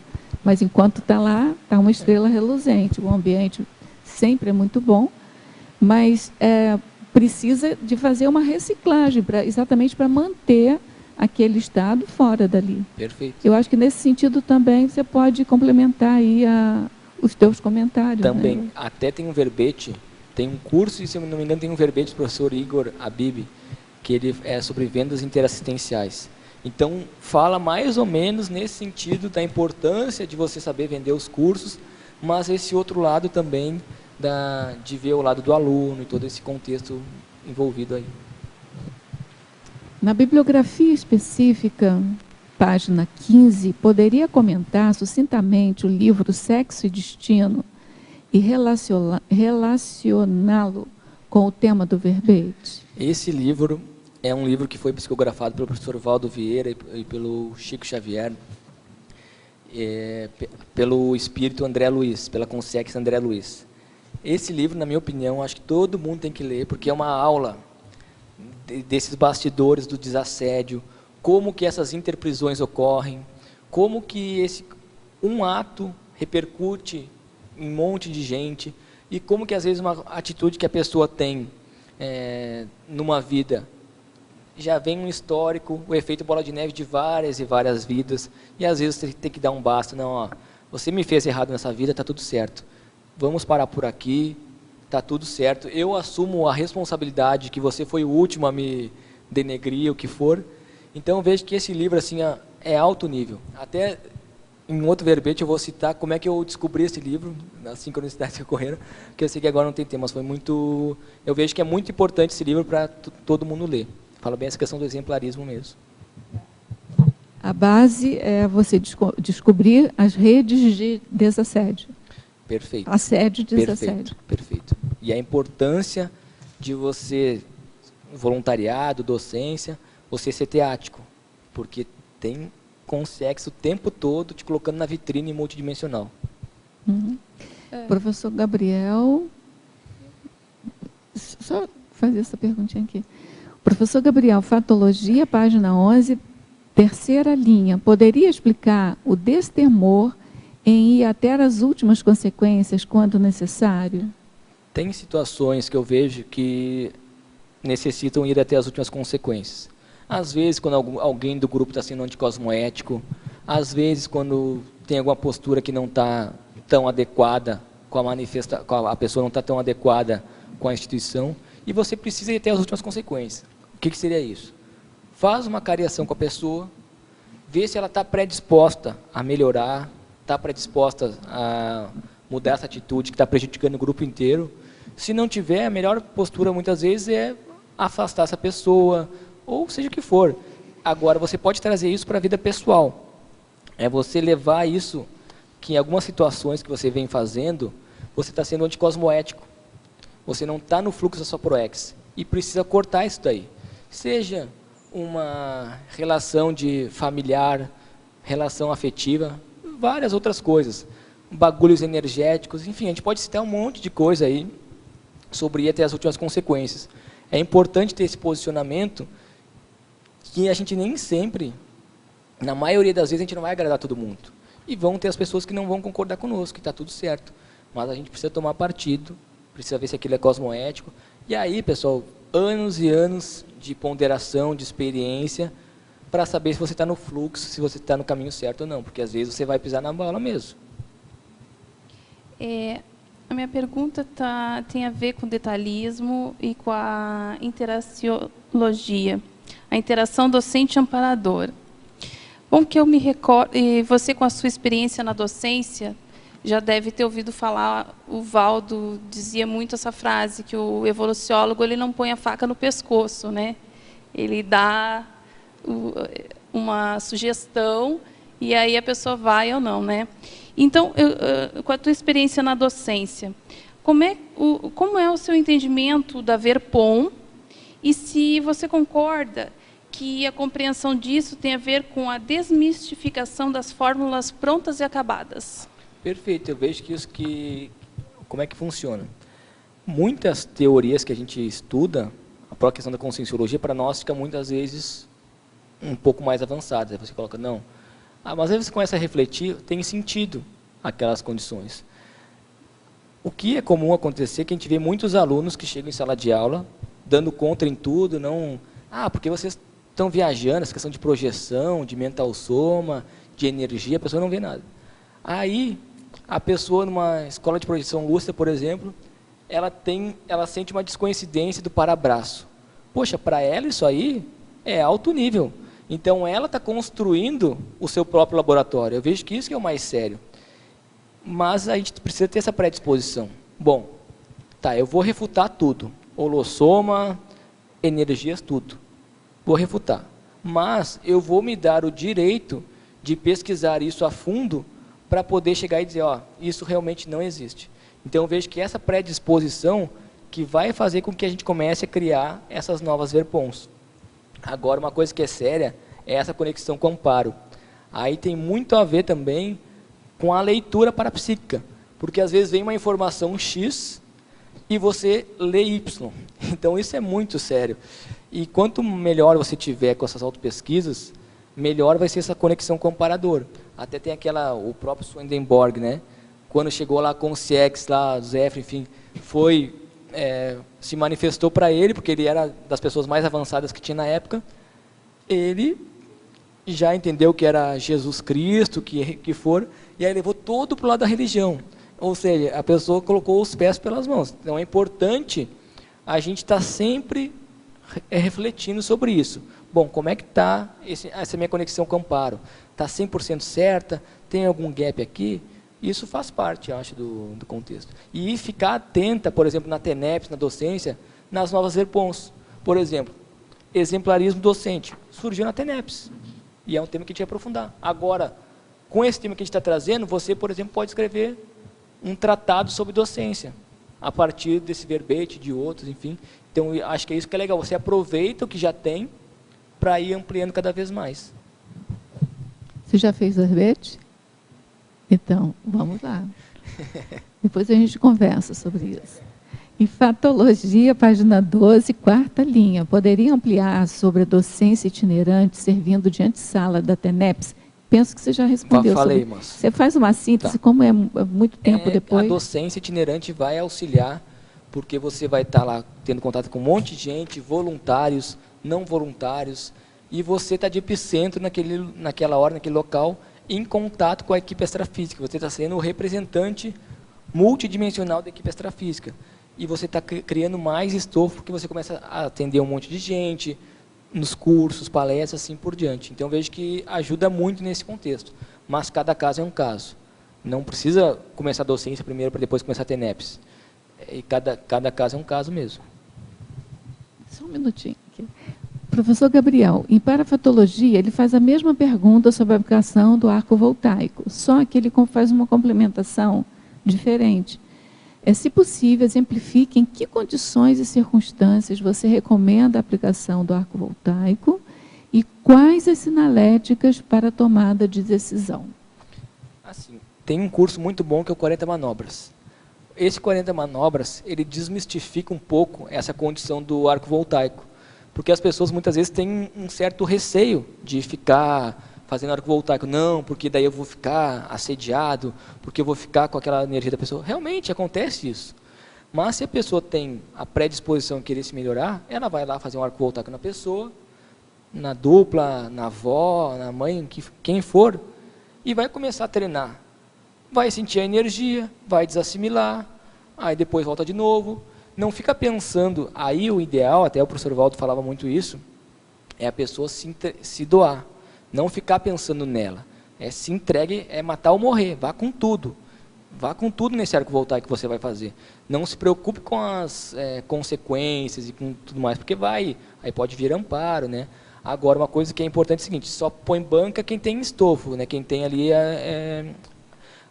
Então, se a pessoa não tem nada de trabalho com energia e já vai fazer um arco voltaico, aí eu vejo que a pessoa pode ter uma dificuldade maior. Nada que eu não tenha passado, porque eu já esterilizei energia em hospital, pensei anticosmoeticamente lá de um médico, depois de estar esterilizando um bom tempo, os assediadores todos me pegaram. Eu, na época, não tinha muito domínio da energia, tive que ir para casa, ficar dormindo umas 2 horas até desassimilar tudo. Então, assim, o que máximo vai acontecer é uma dor de cabeça, alguma coisa nesse sentido. Agora, você vai desenvolvendo as suas sinaléticas para ver como é que, se é o momento certo ou não, se tem amparo, como é que está. Mas o que eu vejo que é o principal é desenvolver o trabalho energético. Tem um livro da professora Sandra Tornieri, que é sobre mapeamento da sinalética. Esse livro ajuda a você mapear a sua sinalética, se você tem interesse no assunto. Então, ele também complementa, na parafatologia, página 12, último item, as conexões constantes com a central extrafísica de verdade, da fraternidade e da energia. Aí ele pede assim, expanda mais sobre como as conexões se estabelecem, antes, durante ou após a aula. Como você indica qual a central que está sendo conectada? Não, desculpa. Como você identifica qual a central que está sendo conectada? Quais os principais aprendizados da sua experiência? Bom, basicamente, aí eu sugiro aí ao teletertuliano mapear realmente as sinaléticas. E aí tem várias hipóteses. A pessoa pode ou ter uma intela mental, ter a conexão com essa central, ou no parapsiquismo impressivo, muitas vezes. Vem aquela informação na tela mental, enfim, ou pode clarear mesmo para ela esse contexto. O que eu vejo muito é o seguinte, você começa a sentir aquele padrão de fraternidade ou uma expansão de energias quando está fazendo um arco voltaico ou na sala de aula, aí vem aquela informação, central extrafísica de energias. E aí você sente realmente aquela repercussão em todo o holossoma, na sala de aula. Eu acho que é muito da prática mesmo, não tem como eu dar uma receita de bolo e falar, não, faz isso que daí você vai sentir tal coisa. Não, faz parte do processo. Tem a ver com o mérito dos alunos, do professor e da demanda, da necessidade da assistência, que daí dependendo do que precisa mais, vai ter um acoplamento mais ostensivo com alguma das centrais extrafísicas. Dia, na página 8, você cita o hábito profilático de discutir as ideias e não ficar contra a pessoa. Recentemente, eu estive numa feira fazendo voluntariado e chegou um rapaz lá, eu estava explicando sobre a conscienciologia e tal lá. E naquele momento eu percebi o quanto era importante eu saber ouvi-lo. E ele perguntava sobre a questão religiosa. Entende? Daí eu percebi o quanto tu tem que estar atento qual aquela consciência que chega ali, qual o tipo de assistência que tu vai fazer, seja onde você estiver, como docente ou não docente, né? Se tu tá, a gente fala assim, eu quero assistir, não sei o quê, e tal. Daí o rapaz foi muito interessante, que para mim foi uma aula assim ao vivo, né? Que às vezes tem determinados alunos em sala de aula que começam a questionar bastante, né? E quando chegou numa parte lá, eu falava muito do nosso princípio de descrença, uma frase que eu repeti muito para ele, dentro da conscienciologia, né, que é bem importante o professor sempre citar, né? Tem as suas próprias experiências, não acredito no que eu estou falando. Eu citava isso para ele quando a coisa ficava mais crítica, assim, para mim não discutir com ele. Chegando assim, quase no final da conversa, ele falou, é porque eu sou evangélico, entende? Então ele queria saber muitas coisas. Mas foi interessante, pelo que eu percebi, houve uma assistência ali. E é um jovem de uns 23 anos, então assim, estava em ponta algumas coisas para ele ali. E eu percebi que se tu, como docente, se tu não tem essa consciência de realmente escutar em sala de aula, eu percebi que tu não dá oportunidade, né, e pode até pensar coisas contra a pessoa. Queria que tu explanasse. Terezinha, tenho brevemente para você o seguinte. Tem o contexto da docência 24 horas, não precisa estar na sala de aula para ser docente. Você pegou aí na raiz do negócio o que é a docência. É você estar predisposto a fazer essa assistência. E muitas vezes é você falar, outras vezes você escutar, às vezes só jogar energia, está tudo certo. Às vezes a pessoa a pessoa só precisa deixar na sua psicosfera uma consciência para ser assistida ali, que ela nem sabe. E ela veio com um monte de problema, é evangélica, seguiu em frente, está tudo certo. Daqui a várias vidas vocês se reencontram, ela acessa as ideias, está tudo bem. Agora, o que é mais sério nisso daí, você com toda a sua experiência, não está entrando na sala de aula. Então, é isso, você tem que dar um jeito nisso. Puxou a orelha levezinho, mas puxou a orelha, viu? Terezinha, não vai ter mais jeito não, hein? Não é? Já fez a repreendência. Nossa, Gabriel, você foi em cima do lance agora. Tudo bem, Terezinha? Professor Gabriel, poderia nos dizer qual é a melhor forma de se portar ao deparar com um aluno de curso intermissivo avançado, tanto nos cursos como nas palestras? É muito interessante porque o pessoal reclamando umas falas assim, que tem muitos alunos que chegam nas palestras, nos cursos, e como tem as tertúlias, verbetes, eles já chegam com muito conhecimento. Então, isso tira os professores da zona de conforto, porque muitas vezes foi falado uma tertúlia e o professor não está atualizado disso, e o aluno chega, não, mas foi, daí o professor fica meio assim, porque não está atualizado. Então, eu vejo que a postura é a gente valorizar realmente a liderança da pessoa, valorizar a pessoa mudar de patamar, dar estímulo para ela ser voluntário, docente. Não, pô, que legal, quer escrever um verbete, escreve mesmo, porque a pessoa está cheia, está com as ideias aflorando. Então, assim, mas jogar a responsabilidade, porque não importa se a pessoa fez um curso intermissivo avançado ou básico, o importante é o saldo que ela vai ter na realização das atividades assistenciais dela. Porque o pessoal tem muito esse mito, chega, porque é inversor, então acha que a Invex é um seguro Proex. Então, acha que o curso intermissivo avançado é um seguro Proex. E não, tem que jogar a responsabilidade para a pessoa. Bom, você tem um curso intermissivo avançado. O que você está fazendo com isso? O que você está fazendo em prol dos outros? Está melhorando alguma coisa nas suas relações interpessoais? Está servindo para alguma coisa? Se não está por fora. Pode ter feito o melhor curso possível que está por fora. Agora, eu vejo o seguinte, é estimular, dar liberdade para as pessoas aprimorarem os seus conhecimentos e assim, aí como eu já falei, docência, verbete e assim por diante. Como o verbetógrafo vê o contexto do verbete do exemplarismo docente e o fato do preconceito ainda existente por muitos professores hoje, principalmente com a homossexualidade? Perfeito. O que eu vejo é o seguinte: a gente tem que abordar o assunto na seguinte forma. Se a gente começa a olhar, uma coisa que a gente gosta de falar em SP é o seguinte: vamos nos olhar como consciências. Então vamos esquecer os rótulos intrafísicos. Vamos esquecer que é médico, que é engenheiro, que é advogado, que é homem, que é mulher. Vamos ver como consciência. Você, como consciência, recebe um manual de instruções de um corpo para você manifestar da melhor maneira possível. Ali tem um manualzinho, ó, é isso aqui, esse manual mais otimizado, enfim. Você não faz isso, está tudo certo. Tem alguma coisa a ver com vidas passadas? Pode ser que você foi mulher na outra vida ou foi homem, por isso que você se manifesta dessa forma?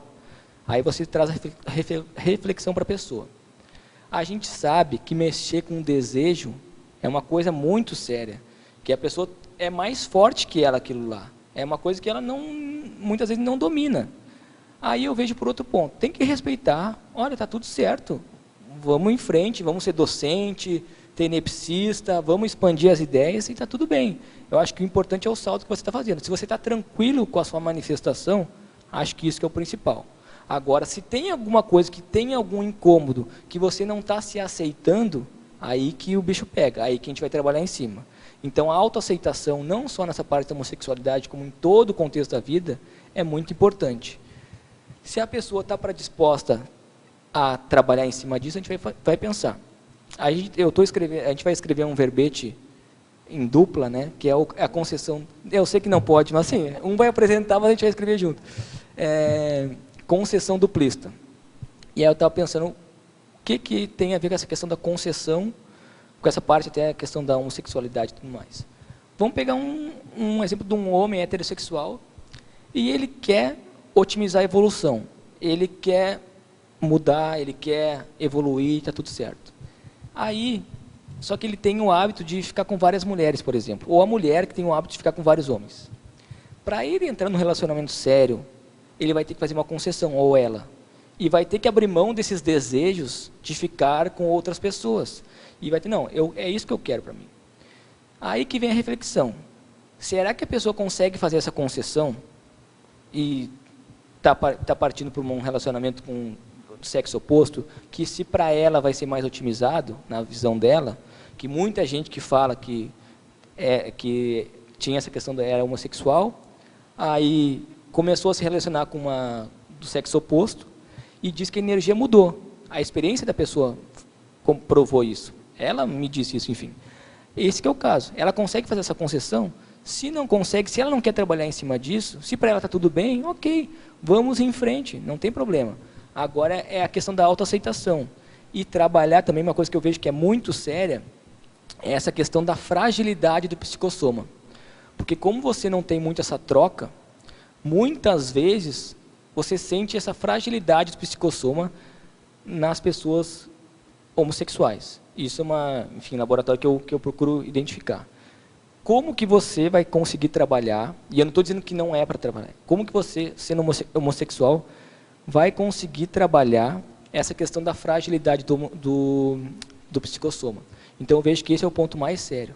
É você realmente se assumir, se autoaceitar, está tudo certo como homossexual, mas não sucumbir a essa fragilidade do psicossoma. Então a dica que eu dou é essa, trabalhar em cima da fragilidade do psicossoma. Isso.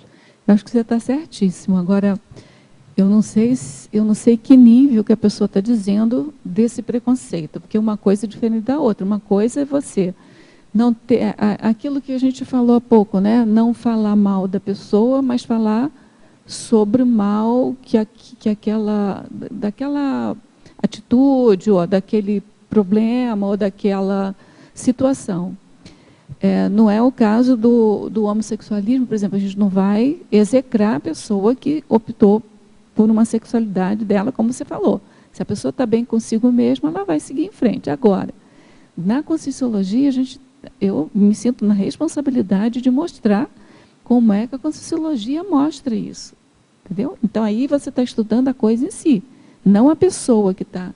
Eu não sei se, nesse caso, quem ouve pode achar que está sendo preconceituoso, né? Não sei se é isso que ela está se referindo. Entendeu? Porque ela colocou os professores ainda são preconceituosos. Aí, assim, aí mas você tem que esclarecer, enquanto professor, tem que esclarecer. A pessoa vem alternadamente.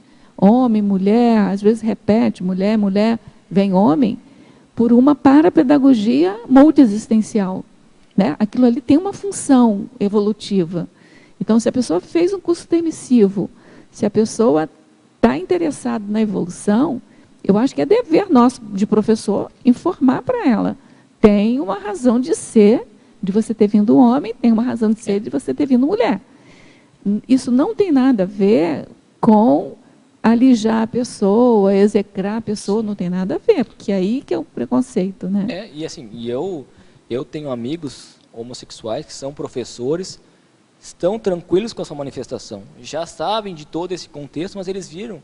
E, pessoal, quando a gente fica com esse problema, com essa bobagem questão de preconceito, a gente está passando a responsabilidade dos nossos problemas para as outras pessoas. Isso não é só nessa parte da homossexualidade, em tudo, todos os contextos. Tem muito mais. Você tem que trazer para você isso daí.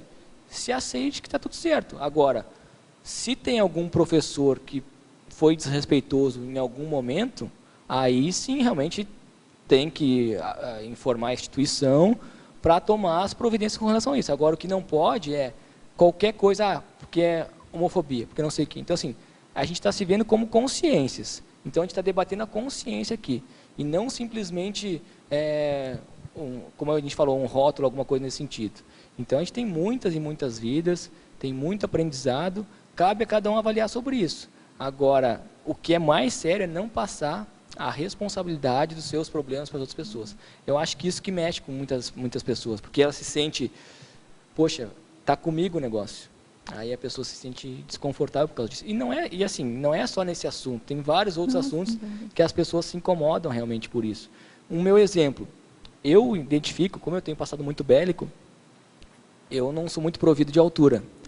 Eu vi que eu vim num corpo de contenção, justamente para trabalhar outras partes porque nas outras vidas eu vinha trabalhando essa questão do belicismo, até tinha o contexto de assistência envolvido, mas ainda deixava escorregar. Então, para mim, foi o melhor aporte que eu tive foi receber esse corpo. Já fui mulher, já fui homem e assim por diante. Então, assim, eu acho que a gente tem que procurar aproveitar o máximo possível dessa evolução. Mas o principal é se autoaceitar. Essa é a chave de tudo. A chave de tudo. Todos os problemas. Porque, assim, se você está tranquilo com a sua manifestação, deixe os outros falarem o que quiser. Não tem problema, você não deve nada para ninguém. Fique tranquilo com isso. Escreva um verbete, um livro sobre o assunto, que é o principal. Professor Gabriel, em Parafatologia, página 12, 8ª linha, gostaria que ampliasse exemplarismo do docente ao se colocar na condição de consincobaia multidimensional. Consincobaia é isso que eu estou fazendo agora. É você abrir o seu laboratório, o pessoal vai fazer pergunta, a sua realidade multidimensional vai estar aflorando aqui e você está exposto. Está na vitrine multidimensional. Então, eu vejo que isso é muito sério, você se colocar nessa condição. Por isso, aí vem o outro assunto de novo, né, Rosa? A autoaceitação. Quando eu não aceitava que eu era baixinho, eu me incomodava com isso. Então, se alguém falava que eu era baixinho, eu ficava incomodado. Quando eu comecei, não, mas eu sou baixinho mesmo, e está tudo certo, eu me aceitei. Então, vejo que é uma diferença grande. Quando você aceita que você tem suas imaturidades, que você não vai fazer bonito, que vai ter um monte de coisa que não vai ser tão bom assim, mas você está predisposto a melhorar. E está mostrando seu laboratório. Eu acho que isso que é o principal. Aí você fica realmente na condição de consincobaia. É aceitar e compreender por que, né? Porque tem uma razão de ser aquilo, né? Não pode ser só síndrome de Gabriela, né? Não nasci assim, vou morrer assim. Né? É se autoaceitar, mas para melhorar. Então, gente, olha, acabou que a gente correu aqui, ainda temos 6 minutos. Gabriel, então vou aproveitar esse tempo precioso aí, seu Labicon aí, se puder compartilhar. 2 perguntas para o seu Labicon aí. Primeiro, Fatologia, página 11, linha 11. Como é que você faz esse aproveitamento das palestras realizadas pelos docentes? Eu coloquei. aproveitamento das palestras realizadas pelo docente. Como é que você faz esse aproveitamento aí? Isso tem duas possibilidades. Tanto as palestras que você dá, que você aprende novas formas, vieram outras perguntas, você pode refletir. Ah, então nessa abordagem aqui eu poderia ter feito diferente, que não ficou tão claro. Você reflete sobre isso. Ou, quando o docente está se qualificando, está querendo ser palestrante, o que eu fiz muito foi acompanhar as palestras dos professores mais veteranos. Eu ia todas as sextas-feiras, eu ia assistir as palestras. Então eu sabia exatamente como cada um abordava aqueles assuntos. Aí eu fui absorvendo para mim como que eu ia manifestar, como que seria o meu perfil de dar aquela palestra, aproveitando todas aquelas oportunidades que eu tinha. Então tem nesse modo. Aí as pessoas, mesmo que a pessoa já é veterana, ela pode ver como que o outro professor aborda o paradigma consciencial, por exemplo, que vai ser diferente do outro. Então acho que isso é muito rico, a gente aprender com os colegas docentes também. Sem dúvida. E também você falou aí, a gente está sempre avaliando a nossa conexão com o amparador, né? Além de estar fazendo esse mapeamento com as sinaléticas, você frisou muito, quando você citou até o caso do Swedenborg, que ele teve uma parapercepção, mas distorceu tudo. Como é que você faz essa avaliação contínua das suas relações com o amparador? É se colocar em novos desafios constantemente. Porque se você está fazendo, você está compromissado em melhorar, em assistir e ajudar os outros, você se coloca em novos desafios. Então a pessoa vai escrever um verbete, ela vai se colocar na condição de docente, vai fazer TENEPS e vai escrever um artigo para o fórum, né, Terezinha? Agora Terezinha é coordenadora do fórum aí, já tem as chamadas. Então, assim, tudo isso predispõe que a pessoa se coloque em novos desafios. Por quê? Automaticamente ela está fortalecendo o vínculo com a Equipex, ela está se melhorando e, com a melhora dela, aprofunda no acoplamento com os amparadores. Por isso que eu vejo que é muito sério a gente se colocar em novos desafios. Qual é o próximo passo? O que eu tenho que fazer? Nunca ficar satisfeito no sentido de... Não é ficar, por exemplo, satisfeito, porque eu não tenho nada. Não, não é isso. Mas qual é o próximo passo? O que eu tenho que fazer para me colocar em novo desafio? Porque senão, a gente fica aí e a vida passa, fica olhando seriado lá no Netflix, comendo sobremesa, e a vida passou. Então, o ritmo diminui. E também aqui na teoriologia, para fechar a minha parte aqui, a teoria da docência conscienciológica ser fundamental no desenvolvimento da liderança interassistencial. Queria que você expandisse aqui na teoriologia, página 12, terceira linha, por favor. Até a gente trabalhou em cima disso, na questão que o professor Valdo falou da pré-intermissiologia, no contexto da liderança interassistencial. Então, a docência, a TENEPS, voluntariado, é um treino que a gente está tendo, uma oportunidade para, quando a gente chegar na condição da pré-intermissiologia, que a gente vai resgatar as consciências na baratrosfera, lá que ficaram para trás do nosso passado, esse é um treino. Então, a docência, a TENEPS, tudo isso são pré-requisitos básicos para a gente começar a atuar mais forte nessa condição assistencial. E vai formar. E o que o líder faz? O líder nada mais faz do que formar novos liderados. Então, acho que é isso que é o principal. É você dar força para o povo que está chegando. Aí que é uma coisa séria. O nosso tempo está acabando ali, mas enfim. Você se coloca em novos desafios, abre espaço para quem está chegando e vai auxiliando as pessoas que estão chegando também. E você vai se colocando cada vez mais novos desafios. Porque senão você fica tirando espaço das pessoas e você não fica assumindo novos patamares. É uma anarquia. Na página 13, você coloca em sindromologia a eliminação da síndrome da autossuficiência. Eu achei muito interessante isso. É aquela pessoa que é o bom, que sabe tudo, que não precisa de ninguém, que ela se basta, não precisa de amparador, que o mundo gira em torno dela. Tem até um vídeo no YouTube, que é do Mário Sérgio Cortella, que já imaginou. Você sabe com quem você está falando? Olhem esse vídeo no YouTube, que é muito bom. Que ele diz o seguinte, numa galáxia com 200 milhões de galáxias, aí ele vai falando todo o contexto, como a gente é insignificante perante ao cosmos, mas ainda assim a gente chega para o porteiro do banco e fala, você sabe com quem você está falando? Aí ele diz assim, você está com tempo? Aí ele começa, quando alguém fala isso para ele, ele fala, você está com tempo? Deixa eu te explicar aqui então com o que eu estou falando, né? Porque ele falando essa questão justamente da autossuficiência. Mas esse vídeo é muito bacana, no vídeo de 9 minutos, aí fica a dica para quem quiser dar uma olhada nisso aí. Tudo bem então, gente? Gabriel, parabéns pelo teu verbete, parabéns pela tua exposição, foi muito bom, a gente agradece aí a sua exposição, a gente aprendeu bastante. A Terezinha vai ser professora breve, né, Terezinha? A gente agradece a presença de todos vocês, tá? Dos teletertulianos também, pelas perguntas, pela movimentação, né, no debate aqui nosso. A gente aguarda todos vocês diariamente, de 12h30 a 12h30 da tarde, porque todo dia a gente tem tertúlia e, como eu sempre digo, são os tertulianos e os teletertulianos que movimentam o debate junto com o verbetógrafo do dia, né? Então, a gente basicamente depende de vocês. Então, a gente agradece mais uma vez, aguarda vocês e passamos, então, para os nossos anúncios ali. Obrigado. As pontuações da tertúlia de hoje são 26 assinaturas no livro de presença, 19 perguntas presenciais e 23 perguntas respondidas online.